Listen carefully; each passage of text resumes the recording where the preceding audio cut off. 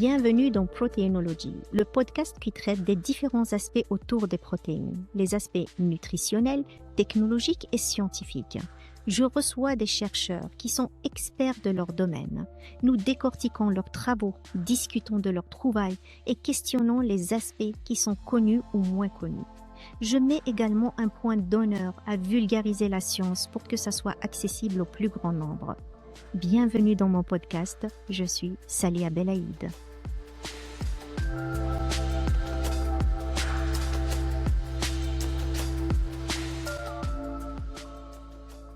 Bonjour, j'ai la joie de recevoir aujourd'hui Loïc Rajoux, qui est professeur de physiologie végétale et chercheur à l'INRA de Versailles. Bonjour Loïc. Bonjour Salia. Pour commencer cette interview, j'aimerais bien que tu nous parles un peu de ton parcours, de par quoi tu as commencé tes études et ensuite dans ton parcours de recherche. Qu'est-ce qui t'a amené à te spécialiser dans la biologie des semences ?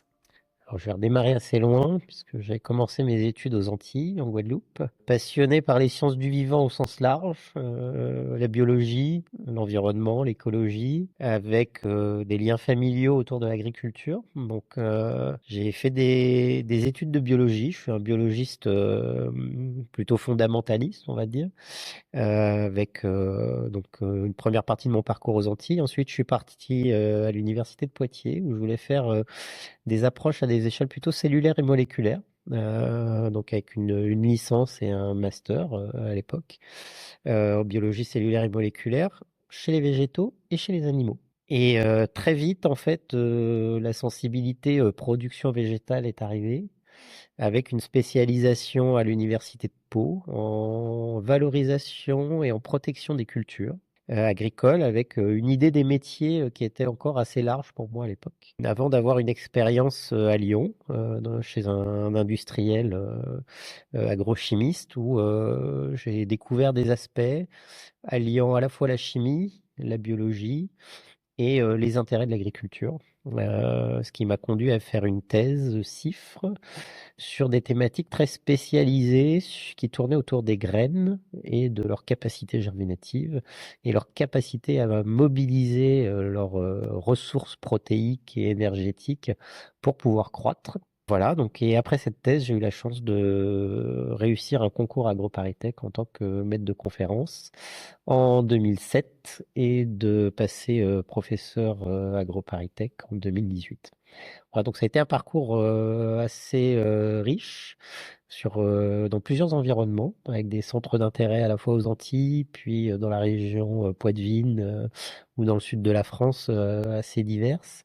Toujours un fil rouge assez fort sur les productions agricoles, l'agriculture, l'interface avec l'environnement, ce qui m'amène aujourd'hui à m'intéresser beaucoup effectivement à l'impact de l'environnement, à l'impact de l'agriculture sur l'environnement, et comment est-ce qu'on va vers une agriculture plus résiliente, du bout de la chaîne, c'est-à-dire de la production, jusqu'à la consommation de produits végétaux dans l'alimentation ou dans d'autres types d'industries. Très bien. En fait, du coup, la germination et la biologie des semences, en fait, ça remonte à très loin. Tu as commencé ta thèse à partir de là. Tout à fait, tout à fait. Ça commence à remonter assez loin. C'est vrai. Effectivement, et en fait, c'est assez marrant parce que au tout début, je travaillais plutôt sur des inhibiteurs de germination, puisque là où je travaillais, on cherchait des molécules alternatives au glyphosate, plutôt d'origine naturelle, pour chercher des inhibiteurs de germination et empêcher la levée des adventices, des herbes indésirables dans les parcelles cultivées dès le semis, et donc empêcher le stock semencier du sol de lever et d'avoir des compétitions avec les cultures. Et donc après, je me suis plus orienté sur la vigueur germinative et la stimulation de la germination sur différents aspects, donc sur des aspects purement agricoles. D'une part, comment est-ce qu'on a des lots de semences qui vont germer en approchant les 100% de réussite, une graine, une plante efficace, pour maximiser les rendements. Et je me suis intéressé aussi à cette question de mobilisation des réserves, puisque les semences et les graines. Les graines sont aussi très utilisées dans l'alimentation, et c'est une ressource en réserve carbone et azote. à travers les protéines, les huiles ou les sucres en fonction de l'espèce. Et de me dire, est-ce que la germination, c'est pas aussi un bon levier biologique pour prémobiliser des ressources, pour faciliter l'usage en alimentation? Mm. Donc ça arrivé un petit peu plus tardivement, tout début de carrière. On a beaucoup travaillé sur le riz, avec un programme, donc mes premiers thésards ont travaillé sur ces thématiques-là. Est-ce que la germination au sens strict du terme, c'est-à-dire jusqu'à la sortie de la pointe radiculaire, pouvait avoir un potentiel nutritionnel et organoleptique pour améliorer les qualités des grains et des graines qui sont utilisés en alimentation? Qu'est-ce qui en est sorti du coup? Ben, il en est sorti plein de choses, puisque en fait, donc ça date de 2009-2010, donc 14-15 ans après, on travaille sur plein d'autres types de graines. Donc on a travaillé sur le riz, on a travaillé après sur des oléoprotéagineux, on travaille maintenant pas mal sur des légumineuses, sur ces leviers-là. Et en fait, le concept, c'est que quand on fait pré-germer, on réactive le métabolisme des graines, c'est sec. Les alimentations à base de graines, c'est souvent des graines qu'on fait tremper ou qu'on met dans de l'eau pour effectivement les faire cuire, gélatiniser si elles sont riches en amidon, déstructurer les protéines pour les rendre plus accessibles. Et en fait, on s'est vraiment aperçu que quand on fait pré-germer, quand on imbibe dans des conditions contrôlées, que je vais qualifier d'optimales, c'est-à-dire avec de la lumière, de l'oxygène, suffisamment d'eau, bah on arrive à contrôler les orientations métaboliques. Et en faisant ça, en fait, donc, on voit qu'on est en réelle capacité d'améliorer à la fois la protéolyse des réserves protéiques, donc potentiellement la digestibilité, et aussi on change le métabolisme, c'est-à-dire que la composition métabolique de la graine sèche, elle est fondamentalement différente de la composition métabolique de la graine pré-germée, puisque du coup, tu accumules un certain nombre de composés qui ont un intérêt pour la croissance, donc qui nutritionnellement apparaissent quand même intéressants pour la division cellulaire, pour l'élongation, etc. Et puis, on s'aperçoit que la graine, c'est quand même un organe de réserve, donc c'est un véritable organe puits de réserve pendant le développement sur la plante mère, où on va stocker tout un tas de choses, donc par exemple des minéraux, qui sont assez peu accessibles au stade graine sèche et qui redeviennent accessibles quand on fait pré-germer par des réorganisations métaboliques. Donc il y a un certain nombre de composés plutôt qualifiés en général d'antinutritionnels qui sont très abondants ou peuvent être très abondants dans des graines sèches et qui sont métabolisés, catabolisés pour baisser en teneur et libérer des composés d'intérêt pour la réactivation métabolique. Donc on a trouvé ça plutôt intéressant. On a vu des choses aussi sur des vitamines, des choses sur des polyphénols, sur des antioxydants, pas mal qui se mettent en place. Donc qui pourraient avoir des réelles applications, soit à des échelles domestiques, avec des préconisations pour des consommateurs. Donc ça, c'est ce qu'on avait fait notamment sur le riz, avec un groupe industriel qui faisait des cuiseurs à riz. Et après, ça pourrait être aussi des applications industrielles, comme on peut l'imaginer par exemple pour le maltage de l'orge dans l'industrie de la bière, mais là sur des orientations plutôt consommation-alimentation, sur des préparations de matières premières pour être utilisées ou transformées après des étapes de pré-germination pour des spécificités métaboliques particulières. Hmm. Très bien. On reviendra sur tous ces aspects. On ira un petit peu décortiquer ces différentes phases de vie de la graine et quels sont les intérêts que ça apporte d'un point de vue nutritionnel, mais aussi d'un point de vue agriculture. Pour le moment, j'aimerais bien que tu nous racontes un peu comment tu lis recherche fondamentale et innovation. Parce que tu as une spécificité aussi dans ton parcours, c'est que tu es aussi un des fondateurs d'une start-up qui s'appelle Seeding Tech et qui regarde un peu tous ces aspects autour des graines, de contrôle de la germination, etc. Est-ce que tu pourrais nous raconter déjà c'est quoi Seeding Tech Ouais. et qu'est-ce qui t'a amené à partir dans cette aventure? Alors effectivement, avant de te raconter ce que c'est que Seeding Tech, j'ai une particularité assez forte qui, à mon sens, ne devrait pas être une particularité mais une généralité. C'est que je trouve qu'on fait un fossé trop grand, on crée un fossé trop grand entre ce qu'on appelle de la recherche fondamentale et du transfert de connaissances ou de technologies vers de la recherche finalisée, appliquée, valorisable vers des innovations. Pour moi, c'est un continuum lié, bidirectionnel, dans les deux sens. C'est-à-dire qu'on peut avoir des questions de recherche fondamentale pour combler des manques de connaissances dans certains domaines, et ces nouvelles connaissances peuvent générer des démarches d'innovation, de créativité, de prototypage derrière, parce qu'on a ces nouvelles connaissances.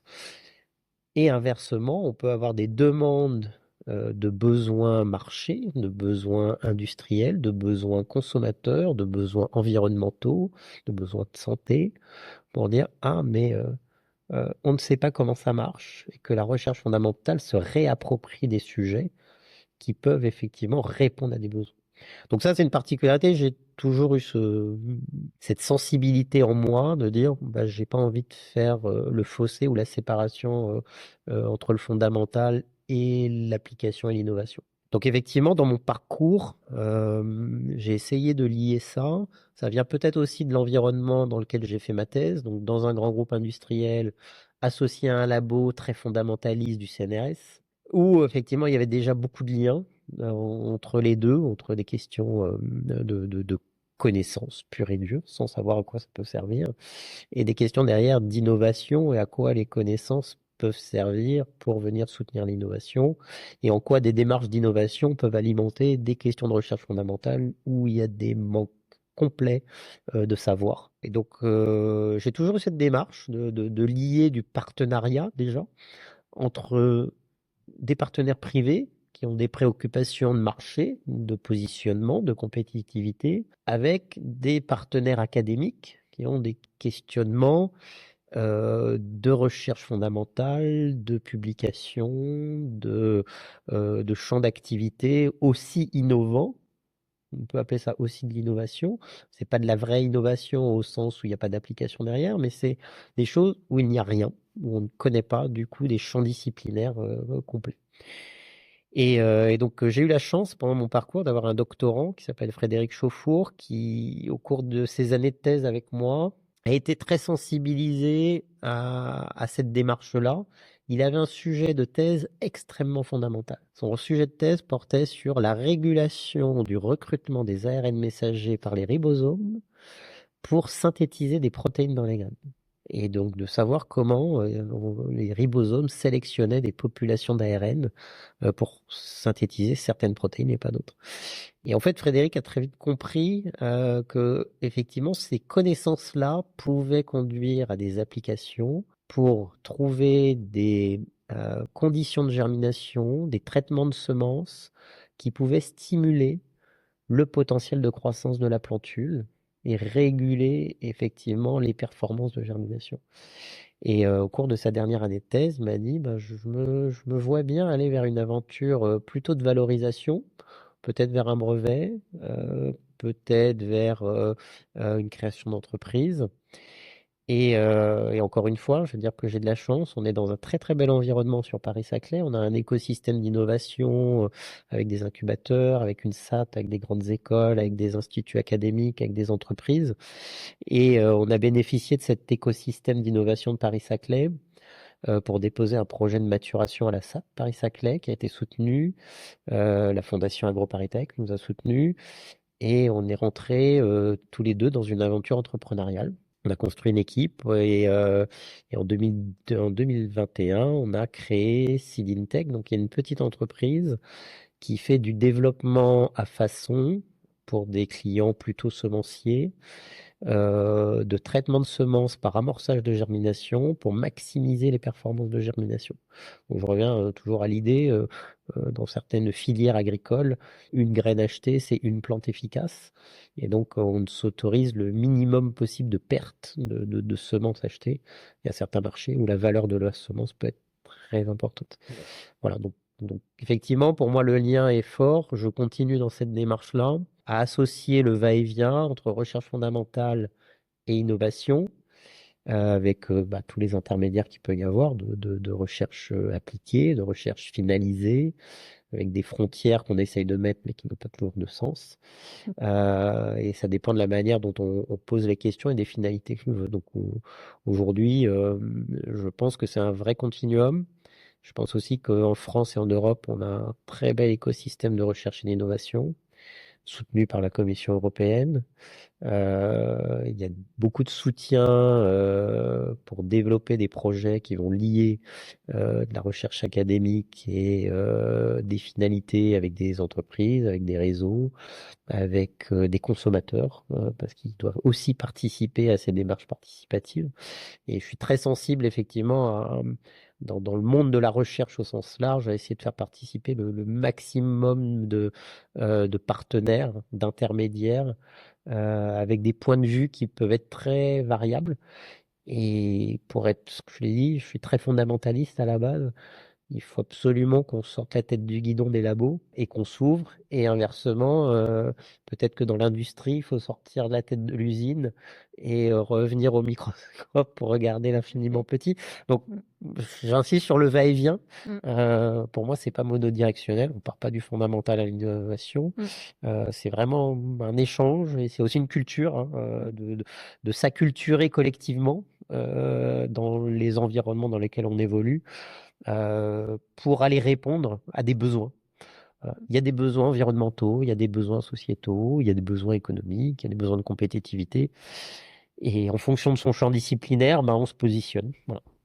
Je suis convaincue de cela également, hein. Je pense que l'innovation est ce que j'appelle la recherche fondamentale, même s'il y a de l'innovation aussi dedans, la collaboration est primordiale et ça fait complètement sens, même si, comme tu le dis, hein, ça devrait être la norme.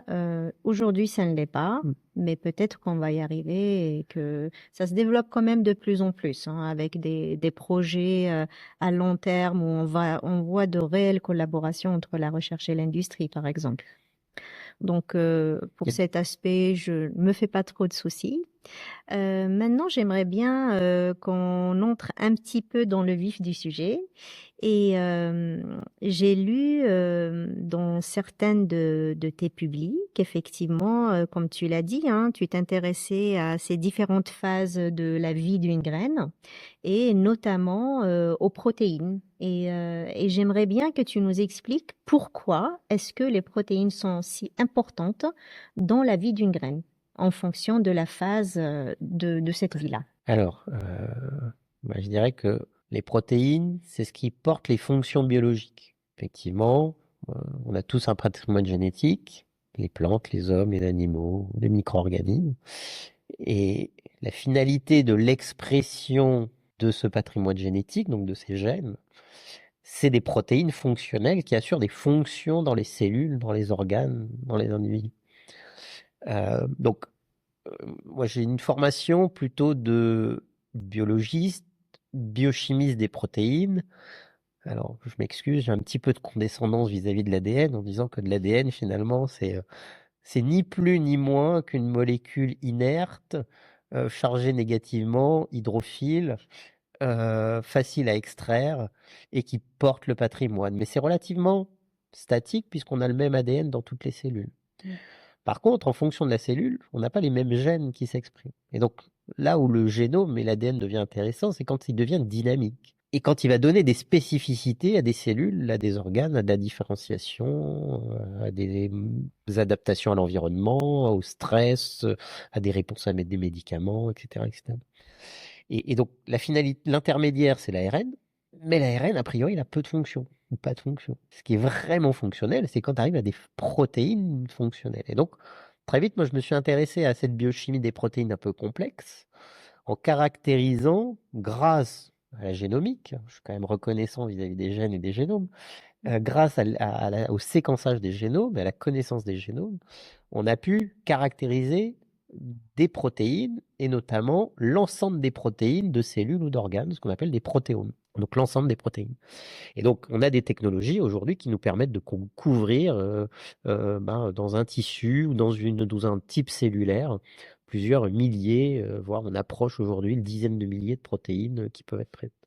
Et donc l'idée, c'était de dire si on voit des protéines variées en termes d'abondance ou en termes de modification chimique, c'est probablement et certainement qu'il y a une fluctuation de la fonction associée. Et donc, on s'est beaucoup intéressé à ça parce que, évidemment, ça devient très vite des cibles pour des traitements chimiques ou biochimiques en disant on peut activer ou inactiver ou moduler une fonction si on connaît là où les protéines qui sont impliquées. Et donc là, ça nous a ouvert, en tout cas moi, ça m'a ouvert vers un champ d'exploration des fonctions protéiques et du métabolisme en me disant, elles ont deux vertus dans la graine, puisque c'était mon objet d'étude. Elles ont la vertu d'être un stock d'acides aminés comme une ressource à travers des protéines très abondantes qu'on appelle les protéines de réserve dans les graines, et que ces protéines de réserve sont une ressource en acides aminés pour la croissance. Une notion plutôt ressource alimentaire. Mais elles ont aussi une vocation à assurer des fonctions d'adaptation, de résilience, pour pouvoir orienter le métabolisme le plus efficacement possible. Donc je me suis beaucoup intéressé aux deux, je m'intéresse beaucoup aux deux. Et en fait, on s'est aperçu aussi que ces notions de protéines en tant que ressource alimentaire, ça allait bien au-delà de ça.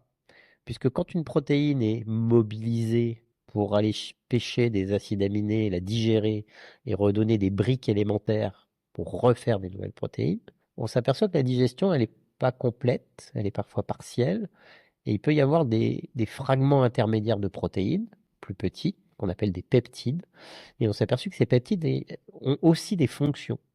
Ils ont des fonctions pour la plante, pour la graine, en germination, pour la croissance, mais ces peptides peuvent aussi avoir des fonctions pour celui ou celle qui vont s'alimenter ces peptides, avec des fonctions de signalisation, des propriétés anti-inflammatoires, des propriétés antimicrobiennes, etc.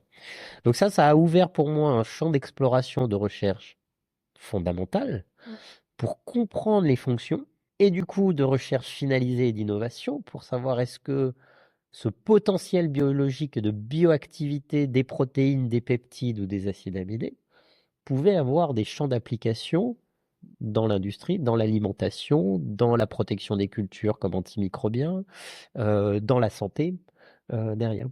Donc pour moi, c'est un vrai point focal d'études biologiques, de comprendre la complexité, la diversité des protéines et des protéomes, quel que soit l'objet qu'on étudie. Dans le cas des plantes et dans le cas des graines, elles sont souvent riches en protéines, en tant qu'organes de réserve, encore une fois.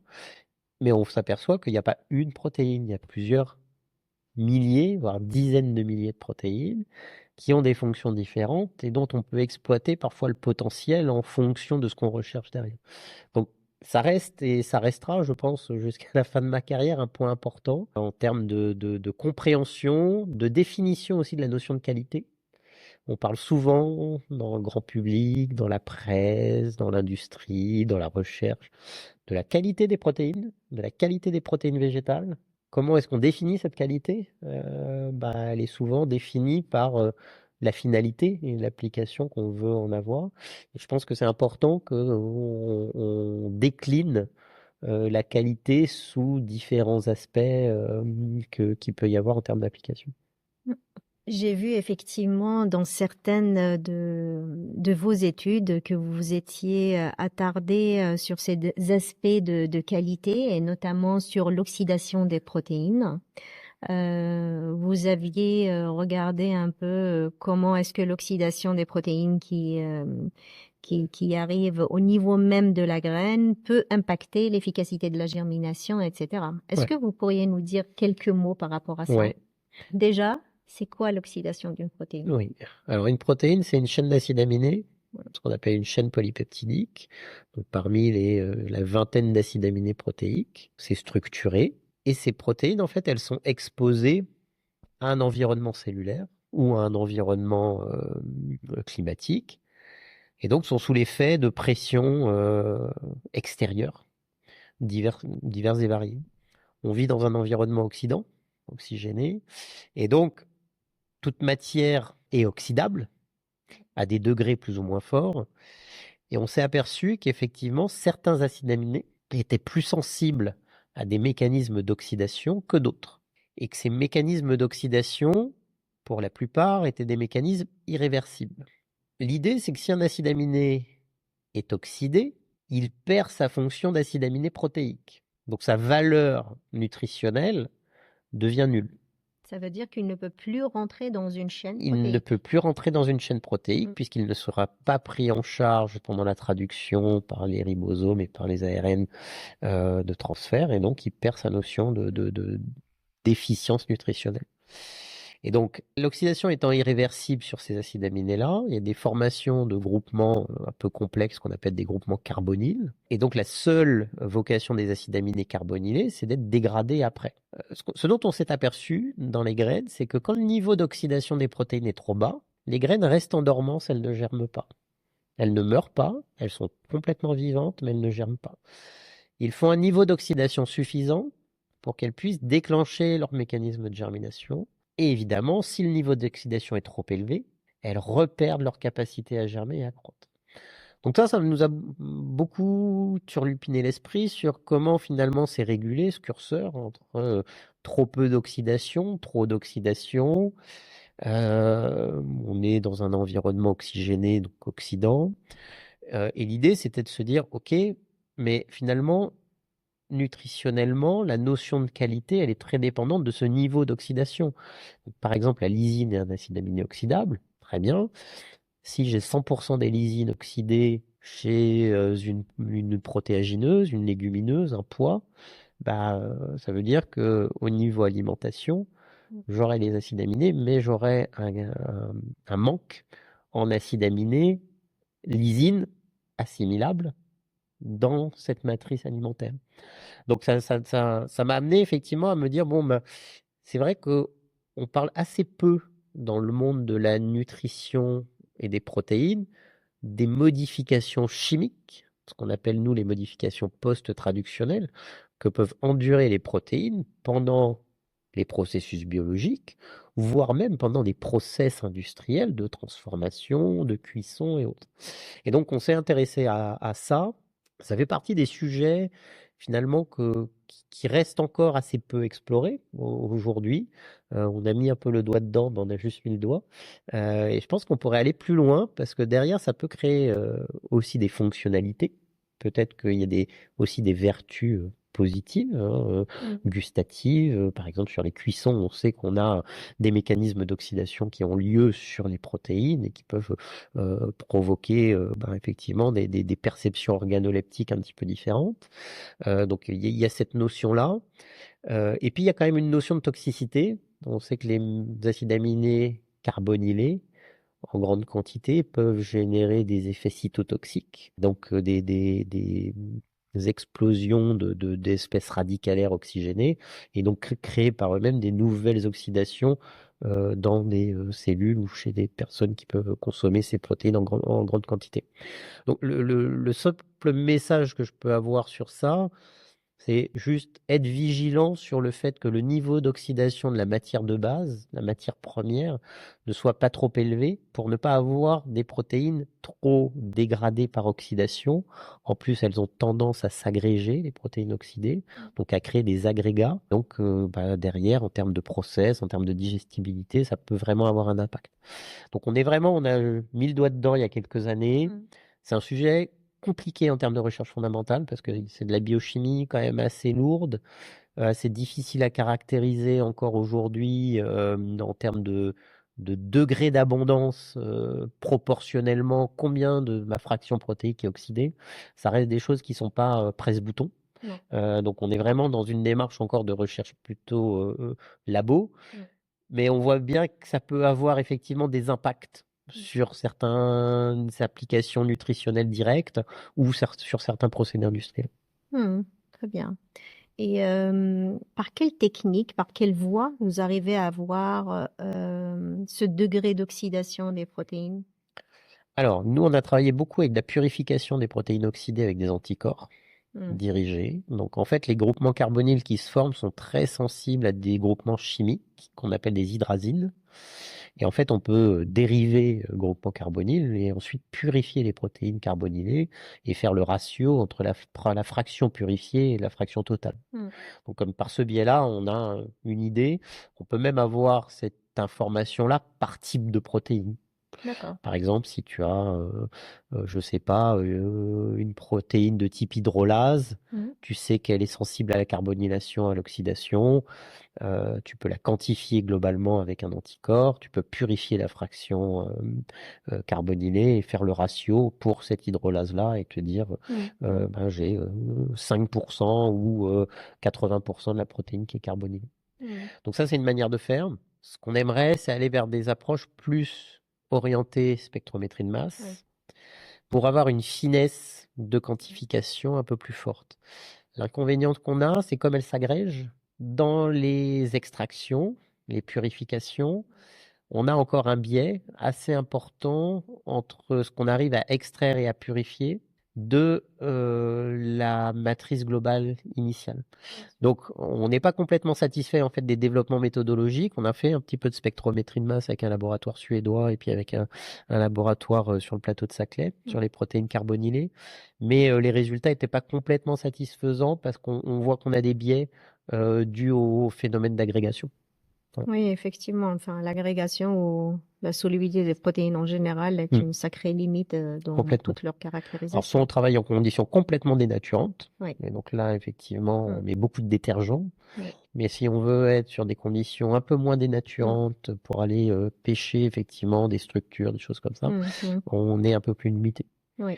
Donc ça fait partie des champs, tu vois, encore pour rebondir sur la question comment est-ce qu'on lie du fondamental à de l'appliqué. Bah, si on veut aller plus loin pour des questions appliquées, ça veut dire qu'il faut qu'on passe un petit peu de temps sur des développements méthodologiques et de la compréhension de ces mécanismes-là pour pouvoir aller plus loin finalement sur leur caractérisation et la compréhension de là où effectivement ça peut poser des limites ou des verrous pour des applications nutritionnelles ou de transformation. Je vais juste revenir sur ce que tu expliquais, tu sais, par rapport à la germination et ce besoin d'avoir une certaine oxydation des protéines pour le démarrer. Est-ce que c'est quelque chose que vous avez compris, ça? Oui, on l'a compris parce qu'en fait, quand tu oxydes des protéines, donc la germination, il faut voir ça comme quelque chose qui, a priori, la plupart des graines expriment de la dormance, donc de l'incapacité à germer même quand les conditions sont favorables. Et ça, c'est dû à des verrous moléculaires. C'est comme si tu avais un cadenas sur une porte, et tant que le cadenas n'a pas sauté, bah, elles ne pourront pas lancer leur processus de croissance et de germination. Et le cadenas, il saute à travers l'oxydation. Donc le cadenas, c'est plusieurs cadenas, c'est plusieurs protéines qui doivent être oxydées pour pouvoir perdre leur fonction. Ça, c'est le premier élément. Et le deuxième élément, c'est qu'on s'est aperçu qu'il y avait un certain nombre de protéines de réserve qui étaient très sensibles à l'oxydation. C'est d'ailleurs devenu pour nous un marqueur de capacité germinative. Parce qu'en fait, quand elles sont oxydées, elles perdent leur conformation tridimensionnelle. Et donc, elles deviennent plus accessibles aux protéases pour pouvoir les digérer. Comme ces protéines de réserve sont surabondantes, il suffit qu'il y ait quelques pourcents de protéines oxydées au démarrage, on peut très vite avoir un pool d'acides aminés qui vont ensuite redémarrer le métabolisme et attaquer les autres.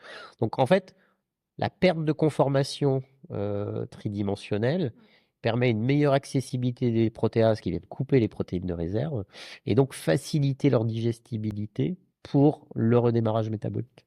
D'accord. Donc ce que tu appelles les cadenas, Ouais. c'est en fait ces protéines lorsqu'elles ont leur structure, lorsqu'elles sont pas oxydées, c'est plutôt ça qui boucle tout. Qui boucle tout, qui verrouille tout et qui maintient un mécanisme de dormance. Très bien.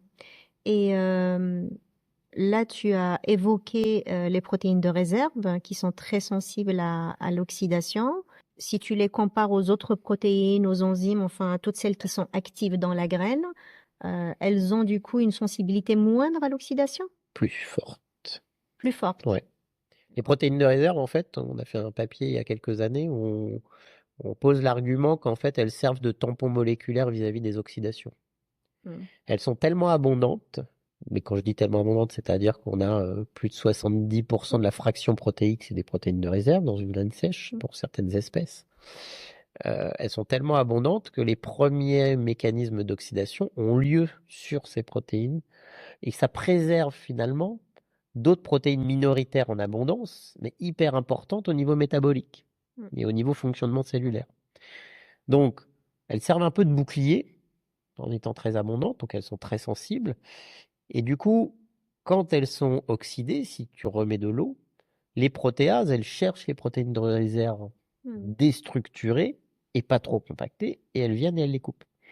Donc ça, c'est un mécanisme important, parce qu'on s'aperçoit par exemple que si on utilise des mutants en protéines de réserve, donc des graines où on va muter des gènes de protéines de réserve, donc qui auront moins de protéines de réserve, leur capacité à tolérer l'oxydation est beaucoup moins grande. Et elles meurent beaucoup plus vite si tu les exposes à des stress oxydants ou à des stress thermiques qui génèrent des oxydations. Ces graines, enfin les embryons meurent beaucoup plus vite. Donc c'est un vrai tampon. Et du coup, on est revenu à un rôle fonctionnel, c'est-à-dire que elles servent un petit peu de barrière vis-à-vis des stress oxydants pour protéger d'autres structures cellulaires vitales et notamment pour protéger de l'ADN contre l'oxydation. Et est-ce qu'il y aurait des mécanismes dans la graine qui pourraient réguler cette oxydation, c'est-à-dire la réfréner pour avoir juste la bonne dose d'oxydation, si je puis dire? Alors il y en a plein. Il y en a plein. Alors, parce qu'on parle beaucoup des protéines, mais en fait, il n'y a pas que des protéines. Évidemment. Donc, il y a beaucoup de mécanismes dits antioxydants au sens large. Alors, moi, j'aime bien les catégoriser entre les antioxydants, ce que j'appelle moi passifs, c'est-à-dire des composés qui sont déjà présents et qui ont des capacités à capter les radicaux libres ou les rayons UV ou les choses comme ça. Donc, typiquement, on se retrouve très vite sur des métabolites primaires ou spécialisés, des composés phénoliques, des flavonoïdes par exemple, certaines vitamines, de la vitamine C, de la vitamine E, qui ont ces capacités de piégeage de radicaux et effectivement de tamponner, de réguler les niveaux d'oxydation. Donc ça c'est le premier point. Et le deuxième point, c'est tous les mécanismes antioxydants actifs avec tout le patrimoine enzymatique. Et donc quand on met de l'eau dans une graine, toutes les enzymes, en fait, ou quasiment toutes, elles sont déjà présentes, elles ont été accumulées pendant le développement de la graine. Et donc, quand on réactive une graine avec de l'eau, la première chose qui se passe, c'est la respiration mitochondriale qui redémarre. Quand la respiration mitochondriale redémarre sur la chaîne respiratoire, il y a des émissions de radicaux libres oxygénés. Et donc, les protéases, les enzymes antioxydantes se réactivent tout de suite, peroxydase, catalase, superoxydase mutase, pour effectivement réguler le taux d'oxydation dans la cellule, pour qu'il ne soit pas trop important et pour qu'il ne soit pas trop faible dans une certaine mesure.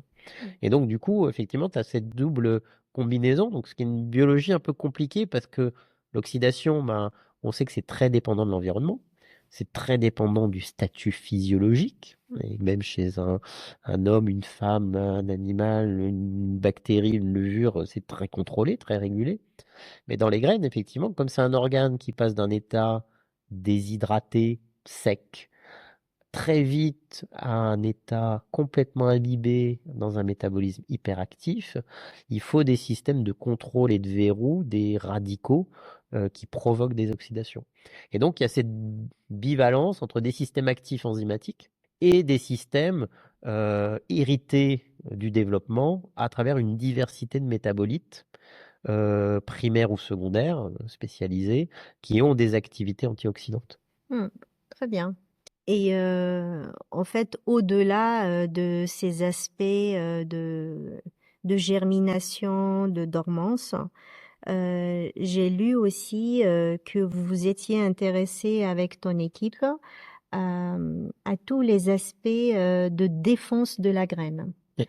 On sait que c'est une vraie question d'agriculture. C'est un réel challenge de voir en fait comment diminuer les intrants chimiques et d'utiliser un peu la nature et les capacités des graines à s'auto-défendre.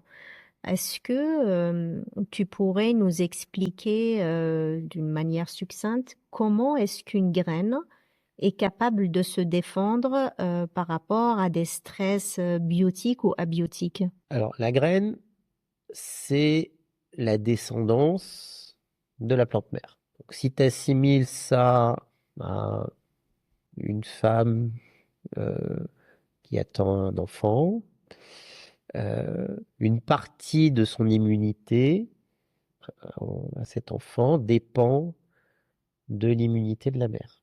Donc on sait maintenant que la plante mère a un rôle très important dans les capacités de défense des graines et de la résilience à l'environnement, aux pressions biotiques et abiotiques.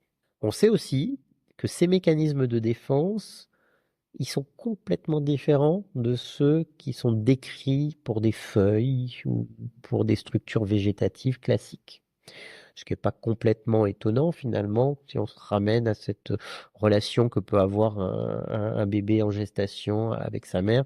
Il y a des systèmes effectivement de protection et de verrou qui sont décuplés pour maximiser le succès de la descendance. Et donc, on a un statut, quand on a une graine, avec a priori, je dis bien a priori, des capacités de défense et de résilience assez fortes. Cela étant, on sait en agriculture, en fait, que les graines sont des excellents vecteurs de pathogènes et de ravageurs, puisqu'il y a un certain nombre de pathogènes et de ravageurs qui ont tendance à se disperser en se posant sur les graines ou en étant dans les tissus internes de la graine, dans les téguments, dans les embryons, dans les albumènes, pour pouvoir rester sur un temps de latence post-germination et ensuite se disperser dans les cultures.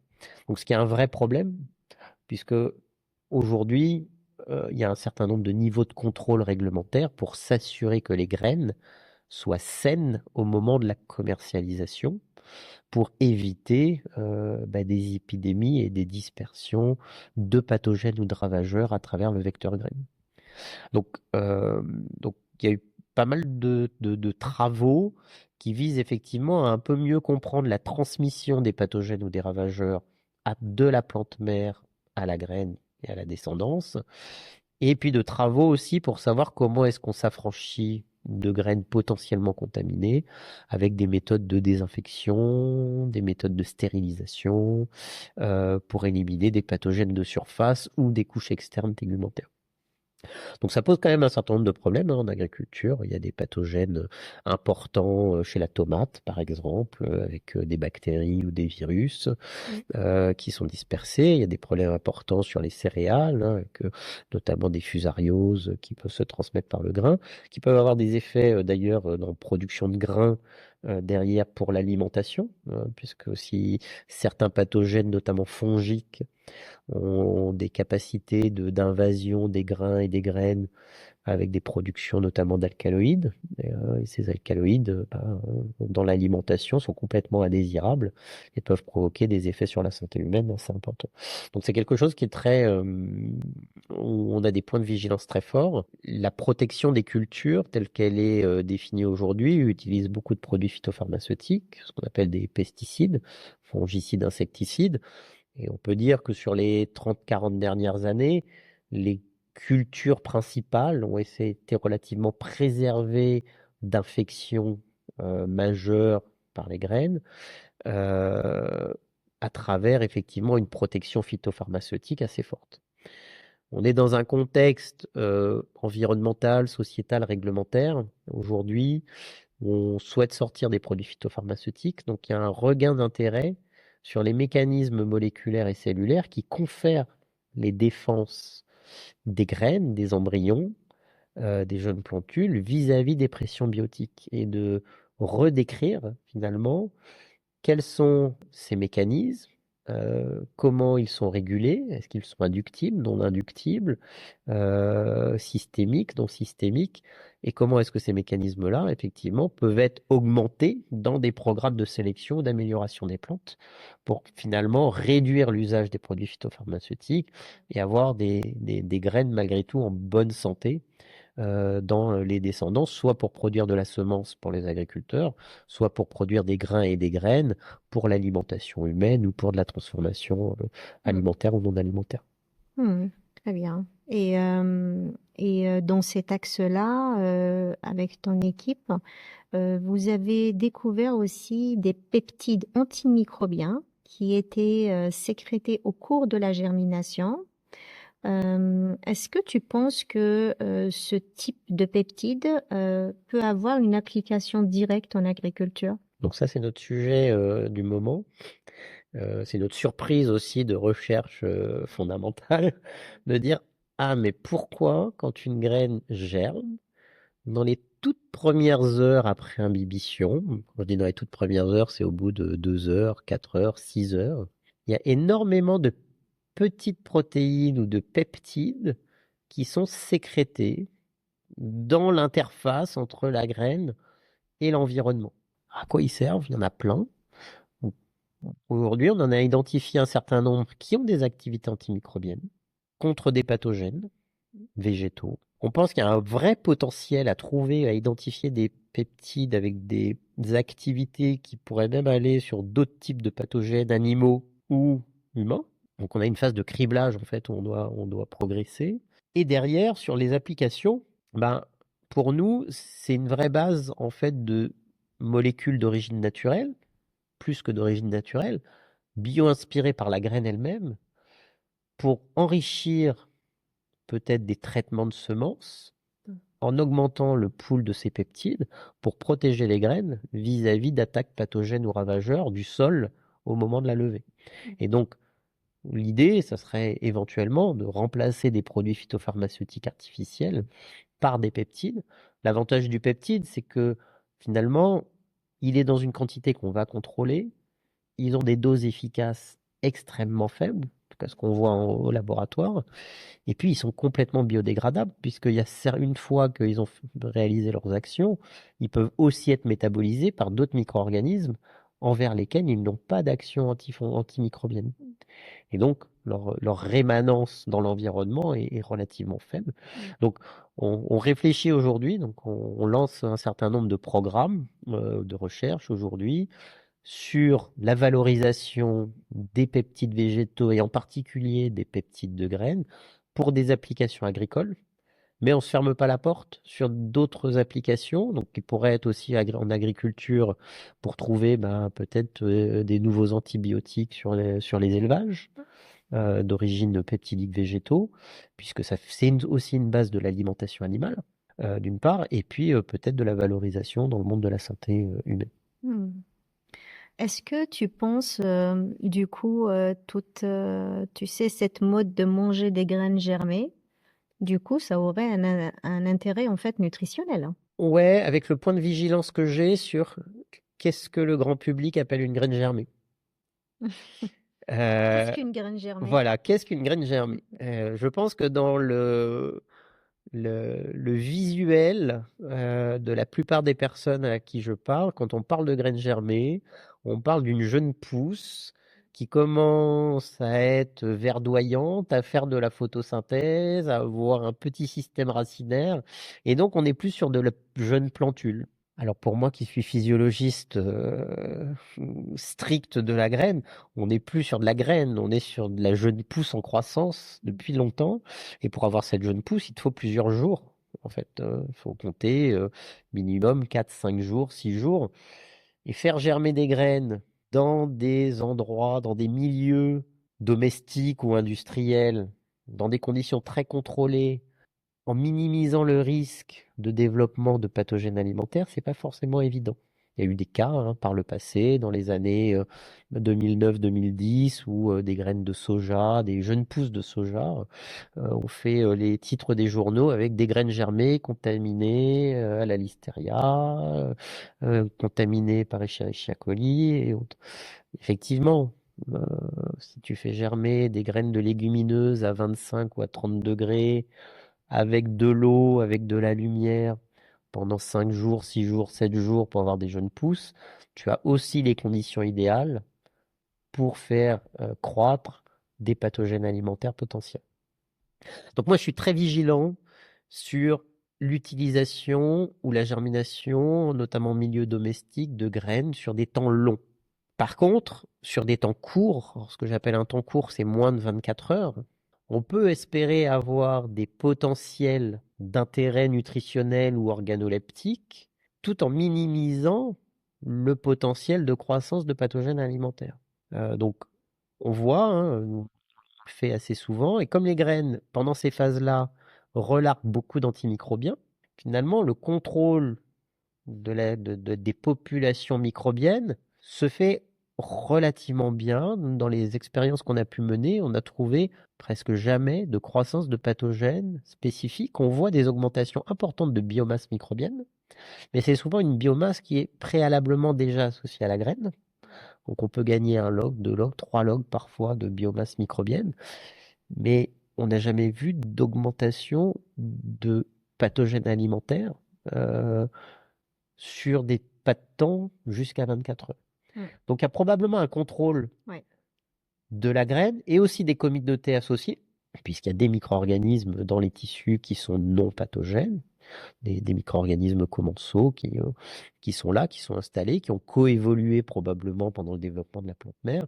Et donc il y a une espèce de, si on veut vulgariser ça, de dialogue entre des micro-organismes non pathogènes et la graine pour pouvoir avoir un environnement le plus sécurisé possible et pour éviter les contaminations et les pathogènes. Donc je suis très vigilant sur la notion de graine germée, parce que je pense que trop souvent on assimile la graine germée à une jeune pousse. Une jeune pousse, ça se consomme souvent cru et souvent en condiment, en association, dans une salade, etc. Une graine germée, c'est comme une graine, ça se consomme cuit. C'est pas parce qu'elle est germée qu'on ne la cuit pas, et on sait que les propriétés de cuisson vont aussi éliminer un certain nombre d'agents, de molécules qui peuvent être négatives d'un point de vue nutritionnel ou d'un point de vue santé. Donc la combinaison graine germée, elle ne s'affranchit pas de la cuisson et elle apporte un potentiel nutritionnel ou organoleptique supplémentaire. Donc je suis pas un défenseur de il faut manger des graines germées, mais je suis plutôt un défenseur de dire attention, sur la jeune pousse, il peut y avoir des risques. Et sur la graine germée, dans des conditions très contrôlées et des conditions relativement limitées sur le temps de germination, inférieur à 24 heures, vous rincez, vous remettez en cuisson, vous êtes dans des conditions de cuisson d'usage assez proches de ce qu'il y avait initialement sur la graine, avec une composition métabolique sensiblement différente. Tout à fait. C'est bien aussi que tu fasses ces rappels par rapport à tout ce qui est qualité, à tout ce qui est contamination microbienne, auquel, enfin, on ne pense pas toujours. Voilà, je le dirais plutôt comme ça. Et dans tous ces projets, en fait, où vous travaillez sur la défense des graines, j'imagine que tu travailles en collaboration avec tes pairs de la recherche fondamentale à l'échelle internationale, des industriels, etc. J'ai vu que tu faisais partie d'un projet ANR qui s'appelle Saxid. De ce que j'ai lu, tu me corrigeras, ce projet a pour ambition justement d'explorer des pistes de réduction d'intrants chimiques pour aller plus vers des solutions naturelles et écologiques, si je puis dire. Oui. Donc tout à fait, en fait, donc Succid est un des projets dans lesquels effectivement on essaye de valoriser de la compréhension des mécanismes naturels de protection ou de stimulation des graines. Ça peut être de ce qu'on appelle de l'élicitation, on va booster le potentiel vital de la graine. Et Succid a 2 objectifs, un objectif de recherche très fondamental d'explorer, de décortiquer les mécanismes. Donc on a évoqué les peptides, des petites protéines, mais on a trouvé aussi des petits ARN qui ont des rôles vis-à-vis des interactions avec des pathogènes, et on a trouvé une grande diversité de métabolites spécialisés qui ont des rôles dans le contrôle des dynamiques d'écologie microbienne à la germination et de protection des graines. Donc du coup, avec toutes ces connaissances-là, maintenant, le gros travail, ça va être d'imaginer comment on peut développer des stratégies de protection des semences, de stimulation des semences, sans produits phytopharmaceutiques, avec un un défi qu'on se lance aussi, qui est de se dire, on ne va pas rentrer dans la facilité de la substitution produit pour produit. On enlève pas. L'idée n'est pas de dire la chimie de synthèse artificielle, c'est pas bien. On va faire de la chimie naturelle, biologiquement sourcée. Ben, ça n'a pas vraiment de sens, puisque c'est pas parce qu'un produit est naturel qu'il est moins nocif, qu'il est moins toxique pour l'homme, pour l'environnement, pour l'écosystème. Donc, je tiens à être assez vigilant sur des fois des raccourcis. On passe pas du chimique, et j'aime bien rajouter artificiel, à du biologique, qui est aussi de la chimie. Tous les êtres vivants sont faits de chimie, nous sommes faits de chimie. Et puis on sait que dans le biologique, il y a tout un tas de molécules, de complexes moléculaires, de protéines, de métabolites et autres qui peuvent avoir des effets toxiques, voire mortels, qui sont d'origine biologique. J'aime bien prendre l'exemple très médiatisé des néonicotinoïdes. Les néonicotinoïdes sont des composés insecticides utilisés pour protéger les cultures, notamment la betterave, mais aussi d'autres, vis-à-vis d'attaques d'insectes. Très bien. Molécules artificielles de chimie de synthèse. Désir sociétal, risque pour l'homme avéré de néonicotinoïdes, donc retrait du marché au niveau de la Commission européenne, dont acte, la recherche s'active pour trouver des alternatives. Mais le néonicotinoïde, sa molécule de base, comme son nom l'indique, c'est de la nicotine. La nicotine, elle est synthétisée naturellement par les plantes. Est-ce qu'on revient 40 ans en arrière, on utilise de la nicotine pure dans les champs, connaissant les impacts que ça peut avoir au niveau environnemental et au niveau de la santé humaine? La réponse, elle est simple, elle est non. On ne va pas vers de la molécule ce type de molécule naturelle. Donc on raisonne différemment. Et donc l'idée, là, sur la protection des cultures, c'est de se dire, OK, on va vers un retrait de molécules de la chimie artificielle, polluante, et avec potentiellement nocif pour la santé de l'homme et de l'environnement. Par contre, on va essayer de trouver des solutions alternatives, et ce sera probablement des combinaisons de solutions alternatives qui permettront d'avoir des systèmes résilients en ayant en tête que derrière, il faut aussi préserver cette santé de l'homme et de l'environnement et ne pas retomber dans un cercle où on remontrerait qu'il y a potentiellement un effet négatif sur la santé, sur la culture, sur la santé du sol, sur la santé de l'air, etc.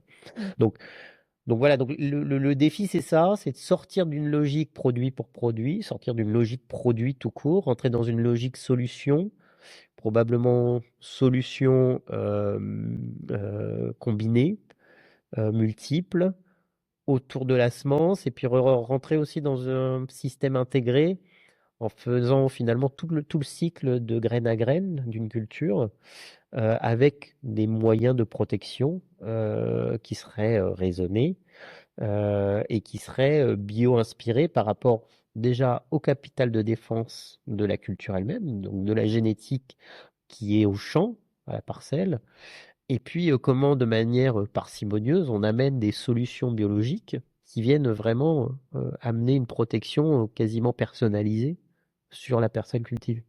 Donc c'est un peu ça l'idée, et en prenant en compte tout le cycle. Donc l'idée étant de ne pas se dire ah bah tiens on va enlever les néonicotinoïdes et on va mettre un peptide insecticide.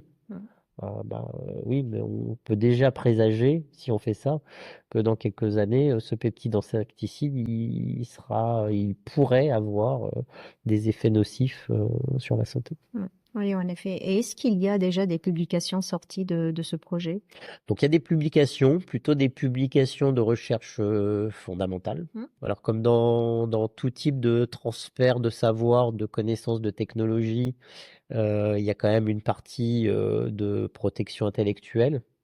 Et donc, effectivement, dans les projets qu'on a aujourd'hui, on a un certain équilibre entre de la publication de résultats en sciences ouvertes sur des travaux de connaissances, de recherche, et puis quand même une stratégie de sécurisation d'un certain nombre de travaux à fort potentiel pour pouvoir avoir le temps d'évaluer le potentiel et du coup de valoriser ce potentiel. parce que sinon, effectivement, on n'est pas à l'abri que finalement tous ces travaux soient repris par des personnes qui n'appartiennent pas à ces consortiums et du coup qu'on perde cette capacité de propriété intellectuelle et de valorisation. Donc la stratégie, euh, elle est sensiblement identique dans le monde académique comme elle peut être dans le monde privé ou industriel, où effectivement on réfléchit, et c'est là où je dis que finalement la barrière est tellement fine entre le monde académique et industriel. Si on réfléchit à ce lien-là, on peut effectivement valoriser peut-être des potentialités d'application de ces connaissances-là, de nos peptides, de nos métabolites, de nos combinaisons de solutions avec des acteurs industriels du monde agricole ou du monde de la transformation de matières végétales pour des applications ciblées. Voilà. Donc c'est un projet qui a démarré en 2021. On est en 2025 aujourd'hui. On est vraiment dans cette phase-là où on a pas mal de choses sous le coude. Et dans la réflexion, quelle suite on donne et avec qui on y va. On pourra aller, je pense, assez vite sur des programmes de comaturation industrielle avec un certain nombre de partenaires. On fait pas beaucoup de comaturation, en tout cas dans le domaine de l'agriculture, entre privé et public. Mais je pense que c'est une voie qui est assez intéressante parce qu'elle permet le partage des risques. Et du coup, dans ce domaine dans les domaines d'innovation, on sait que le partage des risques, c'est important pour réussir à avoir quelque chose qui fonctionne à la fin, quoi. Tout à fait. Merci Loïc de nous avoir expliqué tous ces phénomènes. Je sais que ce sont des phénomènes complexes et leur compréhension n'est pas aisée. Et je sais aussi que tu t'intéresses en fait à ces phénomènes à multi-échelle et puis en considérant différents aspects et notamment par tes approches multi-omiques. Est-ce que tu pourrais nous expliquer qu'est-ce qu'une approche multi-omique, qu'est-ce que ça veut dire et pourquoi tu as besoin de ces différents aspects vraiment pour comprendre ton phénomène dans sa globalité? Alors, le multiomique est assez récent finalement, puisque les premiers génomes eucaryotes au moins ont été séquencés il y a 25 ans, dans les années 2000, avec le génome humain et le génome d'Arabidopsis. Il y a des génomes prokaryotes dans les années 90, bactériens notamment, qui avaient été séquencés. Dans la notion de génome, donc il y a gène et il y a OME. En grec, ça veut dire ensemble. Donc, on séquence l'ensemble des gènes, l'ensemble de l'ADN. Et les approches multi-omiques, l'idée, c'est d'aller voir les différents niveaux d'échelle d'expression des gènes, les transcrits, et donc tous les transcrits, donc les transcriptomes, les protéines, et donc toutes les protéines, les protéomes, et les métabolites, à travers tous les métabolites qu'on est en capacité d'identifier ou de caractériser, et donc les métabolomes. Et on peut même étendre ça à des approches de grands ensembles, les communautés microbiennes, les microbiomes, l'ensemble des phénomènes d'interaction dans lesquels une parcelle cultivée va être exposée à des environnements extérieurs, ce qu'on appelle les exposomes, qui est une notion très à la mode dans le domaine de la santé humaine. À quoi est-ce qu'on est exposé au quotidien et comment est-ce qu'on fait rentrer des facteurs pour comprendre l'état physiologique, l'état de santé d'un individu. Donc nous, on s'intéresse beaucoup à l'aspect expression des gènes et multiomique du génome, transcriptome, protéome, métabolome, voire interaction avec de l'écologie microbienne et des microbiomes, et de l'association, de la corrélation entre la présence d'un métabolite ou d'une population de métabolites avec une population de micro-organismes. Tout cela est très régulé. Donc, en termes de compréhension et de connaissance, tout ce qui nous intéresse, c'est savoir où sont les points de régulation. Est-ce que le point de régulation, il est sur l'expression du gène pour donner un transcrit? Est-ce que le point de régulation, il est sur la traduction du transcrit en protéine? Est-ce que le point de régulation, il est sur la modification post-traductionnelle et chimique de la protéine pour activer une voie métabolique ou autre? Donc, effectivement, c'est très complexe. Donc, on est dans une espèce d'espace moléculaire immensément grand. Et nous, notre objectif, c'est d'associer de l'interdisciplinarité avec des collègues des mathématiques et des collègues de la modélisation pour essayer de comprendre les systèmes vivants à des échelles cellulaires, à des échelles organes, à des échelles individus entiers, plantes entières, en l'occurrence, pour essayer d'intégrer de la connaissance biologique de manière progressive euh, dans des modèles biologiques. Donc ça, c'est mon volet complètement fondamentaliste qui revient en disant, OK, on a des outils qu'on n'avait pas il y a 20 ans. On est capable de séquencer un génome. Il y a 25 ans, le génome humain, il a coûté plusieurs milliards d'euros. Aujourd'hui, ça a duré 13 ans pour séquencer le génome humain. Aujourd'hui, tu peux séquencer ton génome pour 1000 euros. En 3 semaines, tu as une séquence complète. Donc, il y a eu des bons technologiques. Et donc, il y a des bons technologiques à tous les étages, en transcriptomique. En protéomique, aujourd'hui, on a une profondeur de protéome qu'on n'avait jamais vue il y a 3 ans encore. J'aurais pas tenu ce discours. En métabolomique, ça avance aussi beaucoup avec les constructeurs de spectro de masse, de RMN. On gagne en sensibilité, on gagne en réactivité. On va sur des approches une seule cellule, ce qu'on appelle du single cell. On va voir finalement, est-ce qu'il y a des signatures moléculaires associées à un type cellulaire. Et du coup, on peut vraiment intégrer des facteurs extérieurs, des facteurs biotiques, des facteurs de traitement, des facteurs abiotiques, des facteurs de stade physiologique, etc., pour voir comment ça influence l'expression des gènes, l'activation de systèmes de défense, l'inactivation de d'autres systèmes, etc. Donc, on est vraiment sur de la compréhension pure et dure, en utilisant les outils les plus à jour possibles dans le domaine de la recherche. On génère des capitales de connaissances. Et la conviction, c'est que ce capital de connaissances-là et d'intégration multiniveau nous donnera des niveaux de capacité de prise de décision pour des applications beaucoup plus éclairés. Et donc, c'est un peu là, si tu veux, où je refais du lien en disant, mais ok, c'est bien de faire des publications en disant, ah, bah, j'ai fait une multiomique sur la graine, dans tous les tissus, j'ai 20 000 gènes qui bougent, 70 protéines intéressantes, etc. So what derrière? Le so what, c'est ok, mais si on arrive à faire rentrer ça dans des modèles, donc on travaille beaucoup avec des modélisateurs depuis quelques années, c'est un travail qui est long et fastidieux, c'est un vrai travail de fourmi, de modéliser des systèmes vivants. Il y a des très jolis travaux sur la bactérie. La bactérie, c'est facile. Bacillus, c'est 2000 gènes. Ne serait-ce que notre plante modèle de laboratoire Arabidopsis, c'est 27 000 gènes. C'est au moins 7000 gènes de plus que l'homme. Donc la complexité, elle est grande. Quand on va sur des plantes comme le blé, c'est plus de 100 000 gènes, des dynamiques d'expression tissulaire, spatio-temporelles très, très complexes.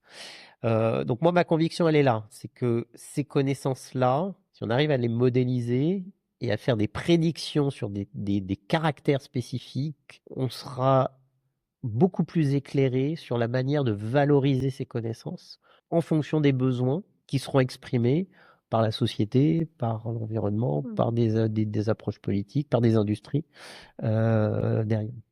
Donc le multiomique, c'est intéressant. C'est passionnant d'un point de vue intellectuel parce qu'on apprend plein de choses. Mais il faut qu'on réussisse à le formaliser pour le rendre accessible. Et l'approche intégrée, corrélative et modélisée, elle est, je trouve, très pertinente. Et donc, l'autre chose qui est très intéressant intellectuellement, c'est que c'est très interdisciplinaire. Tu fais discuter des personnes aujourd'hui qui ont voilà, des modélisateurs, des mathématiciens, des statisticiens, des gens qui font de l'IA, avec des généticiens, des physiologistes, des biochimistes, avec des angles de vue assez différents sur ce que c'est qu'un système vivant et toute la complexité que ça peut avoir. Et voilà, donc moi je trouve ça complètement passionnant. Ah, je suis d'accord. C'est passionnant. Et je pensais pendant que tu décrivais tout ça, Loïc, à une question. Est-ce que tu penses que tes travaux pourraient aider, tu sais, à encourager la découverte de nouvelles protéines, des protéines végétales par exemple? Est-ce que tu penses que ça pourrait aider ce domaine-là? Alors qu'est-ce que tu entends par nouvelle? Est-ce Des que protéines qu'on n'utilise pas aujourd'hui. voilà, c'est Voilà, c'est ça. des protéines qu'on n'utilise pas. Oui. Alors il y a un axe de mes préoccupations qui est un peu orienté par les politiques publiques, qui est diversification de l'agriculture. Comment est-ce qu'on change le modèle agricole européen, français, sur nos territoires. En France, il y a beaucoup de spécificités territoriales, avec des cultures particulières, identitaires de certaines régions. Et effectivement, une question qui se pose aujourd'hui, c'est il y a eu des choix très orientés vers la production de céréales après la Seconde Guerre mondiale, très orientés vers la production de semences de grande qualité. On est un des premiers exportateurs mondiaux de semences aujourd'hui sur le territoire français. Il y a eu des vrais choix politiques et territoriaux qui ont été faits. Sauf que ça date de la Seconde Guerre mondiale. Les choses ont évolué. Et aujourd'hui, la situation sur les protéines, c'est que la France, l'Europe est déficitaire entre la demande en protéines et la capacité de production. Donc on est très dépendant en fait d'importation de protéines qui viennent de l'étranger, d'Amérique du Sud en particulier, de Russie. On fait venir du soja d'Amérique du Sud, parfois du soja OGM pour alimenter le bétail, qu'on n'est pas en capacité de produire en France, par exemple. Donc, un de mes axes aujourd'hui, c'est de réfléchir, pas tout seul, avec l'ensemble de mes partenaires et tous les partenaires qui veulent réfléchir à comment est-ce qu'on diversifie. Et une des questions qui se pose, c'est finalement quelle est la valeur de ce qu'on va produire en termes de, si on raisonne en termes de protéines, pour l'agriculteur. Aujourd'hui, l'agriculture française, on voit, c'est difficile. On voit nos agriculteurs dans la rue, on voit nos agriculteurs arrêter d'exploiter parfois, abandonner le métier pour des métiers de service ou autres. L'agriculture française, c'est une belle agriculture. Elle est très, très diversifiée, elle est très productive. On a un territoire extraordinaire, une chaîne de valeur extraordinaire, beaucoup d'acteurs. Et je trouve que c'est dommage de laisser l'agriculture française à l'abandon. Il faut qu'on produise plus de protéines. Il y a un plan protéines qui soutient le développement de plantes à protéines, de légumineuses en particulier. Il y a des filières soja qui se montent. Il y a une filière soja de France qui se monte. Une des grandes questions, c'est est-ce qu'il y a des nouvelles ressources? Est-ce qu'il y a des nouvelles plantes qu'on peut appeler des cultures mineures ou des cultures orphelines? Des espèces ou des variétés qui sont riches en protéines, qui peuvent avoir des potentiels dans l'alimentation humaine ou animale, parce que le besoin, il est aussi en alimentation animale, et qui peuvent avoir des débouchés. Donc la réponse est oui, on réfléchit beaucoup à ça. Hein. Collectivement, je suis dans plusieurs projets européens, avec notamment des pays du sud de l'Europe, des Italiens, des Portugais, des Grecs, sur la réflexion et le raisonnement, vers quoi on va, et qu'est-ce qu'on peut proposer dans des axes de diversification de l'agriculture, avec quand même, je reviens sur la valeur pour l'agriculteur. Aujourd'hui, un agriculteur céréalier qui produit plusieurs dizaines d'hectares de blé, il va vivre de son exploitation. Si on lui dit demain, vous faites 50% de votre exploitation, ça devient des légumineuses, est-ce qu'il s'y retrouve économiquement pour faire vivre son exploitation agricole? C'est une vraie question, parce que les légumineuses ont été beaucoup moins améliorées génétiquement que les céréales. Donc, ont des rendements beaucoup plus variables. Ils sont beaucoup plus sensibles au stress biotique et abiotique, aux pressions pathogènes, aux pressions climatiques que d'autres.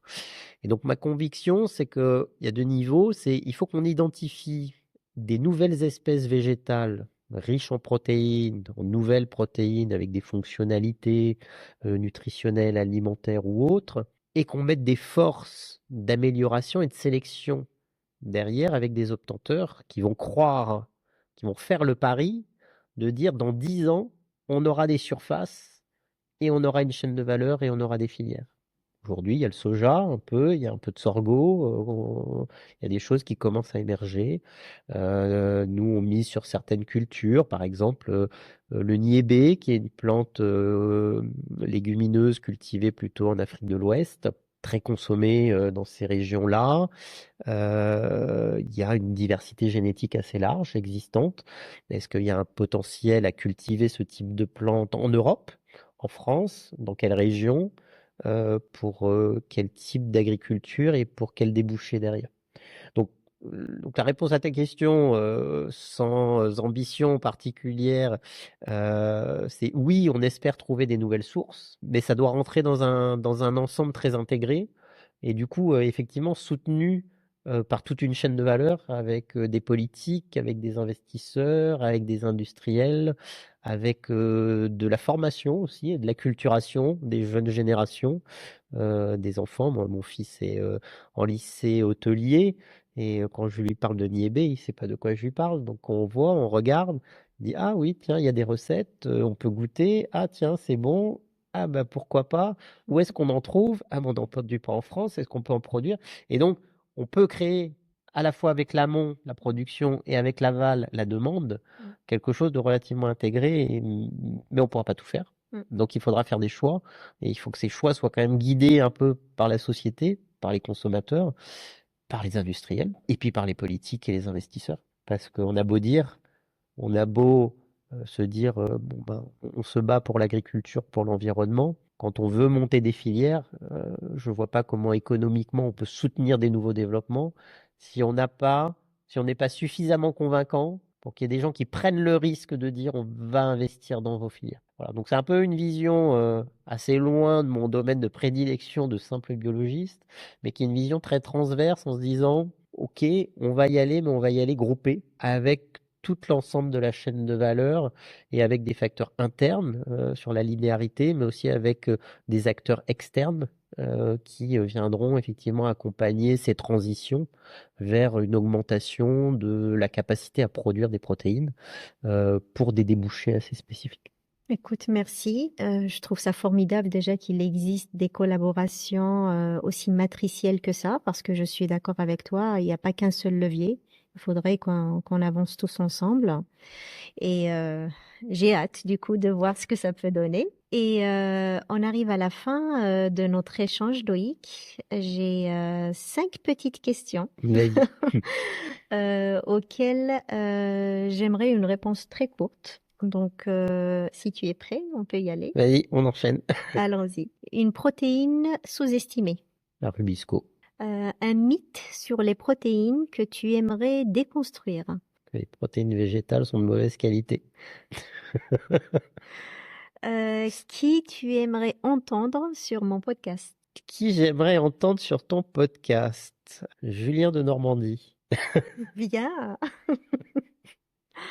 Est-ce que tu aurais un ouvrage, une publication qui pourrait aider nos auditeurs à mieux comprendre les protéines des graines que tu pourrais nous conseiller? Alors, il y a des publications, mais pas forcément toujours accessibles. Il y a un très vieux bouquin sur les protéines, enfin vieux, oui, qui est vieux maintenant, puisqu'il est plus âgé que moi, sur les protéines de graines et qui est très bien fait et je pourrais te donner la référence. Oui, avec plaisir. Et une dernière, spécifique pour toi. Quel conseil simple tu pourrais donner pour que on allie beaucoup plus facilement la recherche à l'innovation? Les espaces d'échange entre justement ce qu'on disait, c'est-à-dire les multi-acteurs sur les chaînes de valeur, en essayant effectivement de mobiliser aussi les jeunes en formation dans les écoles d'agro, à l'université, dans des écoles d'ingénieurs, et puis de l'international.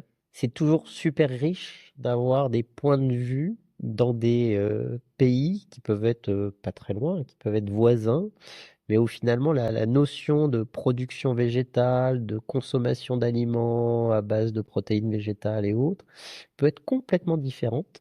Et donc ces espaces d'échange-là, je trouve, sont hyper riches. Et le grand enjeu, c'est pas tellement d'associer dans ces échanges-là ce que j'appelle moi la filière verticale, c'est-à-dire recherche, production, industrie, consommateur. Celle-là, on sait le faire. Voilà. C'est les autres. C'est comment tu associes des décideurs, des politiciens, comment tu associes des financeurs, comment tu associes des mondes de l'éducation et de la formation. Et tu dis, OK, je crée un micro-écosystème auquel on peut vraiment réfléchir et un vrai think tank où on a des actions. Alors en France, on a ce type d'action-là. Il y a des choses qui se passent avec Terre Univia notamment, mais je pense qu'on a encore une marche à franchir dans l'interaction et surtout sur des questions peut-être ciblées parfois et pas se dire oui, on veut juste produire des protéines. Tout à fait. Écoute, je te remercie. L'échange était passionnant. J'ai adoré. Donc, est-ce que tu aurais un dernier mot pour nos auditeurs? Dernier mot déjà, moi je vais te remercier pour m'avoir invité à cet échange et j'ai adoré aussi. Dernier mot, je vais revenir sur ma sensibilité d'innovation. L'innovation, elle a besoin souvent effectivement d'avoir un degré de créativité assez fort. Et pour être créatif, c'est difficile d'être créatif si on comprend pas les choses. Et donc, pour comprendre, on a besoin d'explorer, on a besoin de chercher, on a besoin d'émettre des hypothèses. Et donc, on revient sur l'alliance recherche fondamentale et innovation. Et je pense que c'est très important, j'en discutais ce matin avec des étudiants d'AgroParisTech, c'est très important de sensibiliser les générations qui arrivent à associer leurs besoins avec l'identification des manques de connaissances. Ça, c'est fondamental. Si on ne sait pas ce qui vous manque comme connaissances pour répondre à vos besoins d'aujourd'hui ou de demain, vous ne pourrez jamais assouvir vos besoins puisque vous ne saurez pas quoi mettre en œuvre pour combler ces connaissances et développer des prototypes et répondre complètement aux besoins. Voilà. Merci Loïc. À bientôt. Merci, à la prochaine.